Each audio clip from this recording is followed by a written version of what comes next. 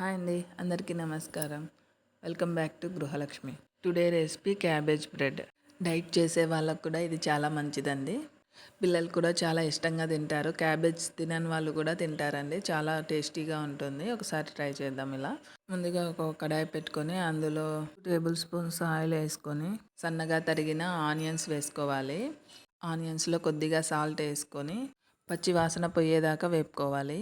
తర్వాత 1 table spoon అల్లం వెల్లుల్లి పేస్ట్ వేసి అది కూడా పచ్చివాసన పోయేంత వరకు వేపుకోవాలి. తర్వాత 1½ కప్పు సన్నగా తురుముకున్న క్యాబేజీ వేసుకోవాలి.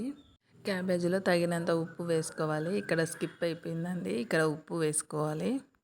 క్యాబేజీ పచ్చివాసన పోయి 60% కుక్ అయ్యేంత వరకు వేపుకోవాలి. ఇప్పుడు ఇందులో 1/2 కప్ సన్నగా తురుముకున్న క్యారెట్ వేసుకోవాలి. క్యారెట్ కూడా కొంచెం కుక్ అయ్యేంత వరకు వేపుకోవాలి. క్యాబేజ్ క్వాంటిటీ ఎక్కువ ఉండాలి, క్యారెట్ క్వాంటిటీ తక్కువ ఉండాలి. తర్వాత ఇందులో 1/4 కప్ సన్నగా తురుముకున్న క్యాప్సికమ్ ముక్కలు వేసుకోవాలి. ఇవన్నీ ఒకటేసారి వేసుకోవద్దు, వీడియోలో చూపించిన విధంగా వేసుకోండి. క్యాబేజ్ ఎక్కువ కుక్ అవ్వాలి, క్యారెట్ క్యాప్సికమ్ తక్కువ కుక్ అయినా పర్లేదు. ఈ రెసిపీ వెయిట్ లాస్ వాళ్ళకు కూడా చాలా హెల్ప్ చేస్తుందండి. క్యాప్సికమ్ కూడా పచ్చివాసన పోయేంత వరకు వేపుకున్న తర్వాత 1 టీ స్పూన్ మిరియాల పొడి వేసుకోవాలి. మిరియాల పొడి అంతా కలిసేలా మిక్స్ చేసుకోవాలి.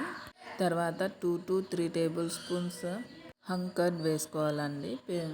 హంగ్ కర్డ్ అంటే పెరుగును స్టైనర్లో కానీ క్లాత్లో కానీ వేసి వేలాడ తీయాలి. అప్పుడు పెరుగులోని వాటర్ అన్నీ వెళ్ళిపోయి పెరుగు ముద్దలా అవుతుంది. దాన్ని హంగ్ కర్డ్ అంటారు. హంగ్ కర్డ్ని 2 to 3 టేబుల్ స్పూన్స్ వేసుకోవాలి.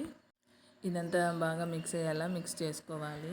తర్వాత 1 క్యూబ్ చీజ్ వేసుకోవాలి. మిల్క్ మిస్ట్ చీజ్ క్యూబ్స్ ఉంటాయి కదా, అదొక క్యూబ్ వేసానండి. ఇందులో నుంచి కొంచెము మా పిల్లల కోసం సపరేట్ చేశాను.